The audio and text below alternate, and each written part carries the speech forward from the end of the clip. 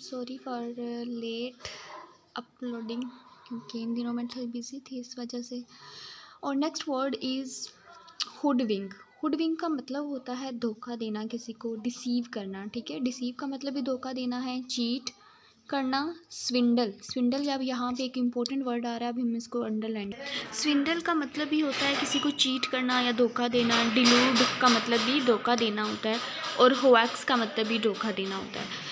और इसका उल्ट क्या होगा, एक तरफ किसी को हम धोखा दे रहे हैं, डिसीट कर रहे हैं, दूसरी तरफ हम उसको प्रोटेक्ट कर रहे हैं, उसकी हिफाजत कर रहे हैं, उसे धोखा नहीं दे रहे बल्कि उसकी मदद करना, उसे ऑफ़र करना, उसे कुछ देना, ठीक है। गिव यानी कि उसकी हेल्प करना, उसे देना, ये भी आ सकता है।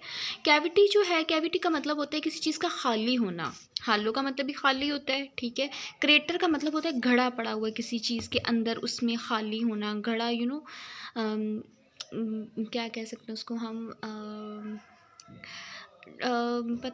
एक वर्ड था उसके लिए स्पेसिफिक, बट गड़ा खाली होना, ठीक है। अब इसका उल्ट जो होगा वो होगा क्लोज़र। देखिए, एक चीज़ है उसके अंदर कुछ भी नहीं है, वो खाली है, ठीक है। अब दूसरी चीज़ ये है कि उसके अंदर किसी चीज़ को बंद करना, मतलब किसी चीज़ का होना, क्लोज़र, ठीक है।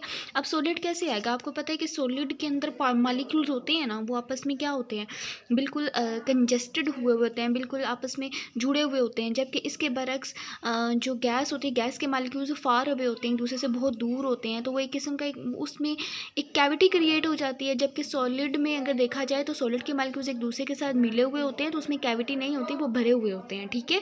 बात समझ आ रही है, इस तरह से इन्होंने इसमें सॉलिड लिखा है। क्लोजर का मतलब भी किसी चीज़ का बंद होना, आपस में मिला हुआ होना, ठीक है।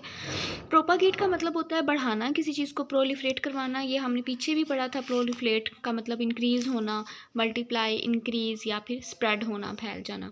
इसका उल्टा है डिक्रीज़, कम करना। डिप्लीट का मतलब भी होता है कमी होना। डिमिनिश का मतलब भी कम होना। और कंसील, छुपा देना, किसी चीज़ को कम कर देना, ठीक है।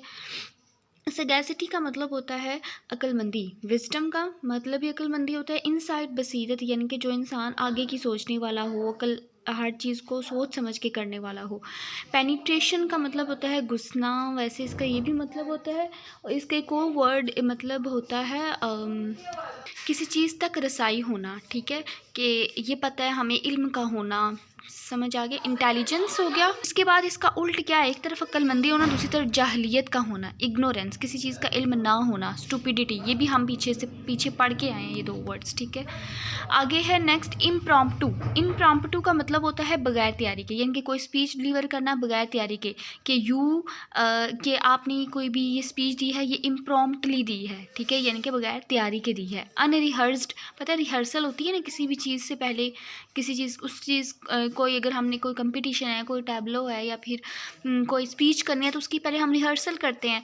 तो बगैर रिहर्सल के जाना यानी कि अनरिहर्स्ड, ठीक है। इसके अलावा अनस्क्रिप्टेड, जो चीज़ पहले स्क्रिप्ट ना की गई हो, अचानक हो।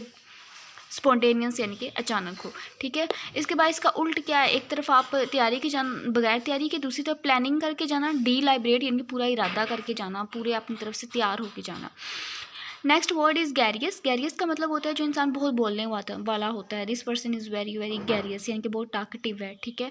माउथी का मतलब यही है जो इंसान बहुत बोलता है, गॉसिपिंग करने वाला। इसका उल्ट क्या है, एक तरफ बोलने वाला होता है, दूसरी तरफ क्वाइट होता है, खामोश, साइलेंट, मम और मज़ल, ये दोनों हम वर्ड पढ़ के आए हैं। मज़ल, क्वाइट और साइलेंट। न्यू वर्ड जो आया है वो मम है। मम का मतलब भी खामोश रहने वाला। यहाँ पे हमने पीछे कौन सा वर्ड पढ़ा था जिसमें ये वाले आए थे,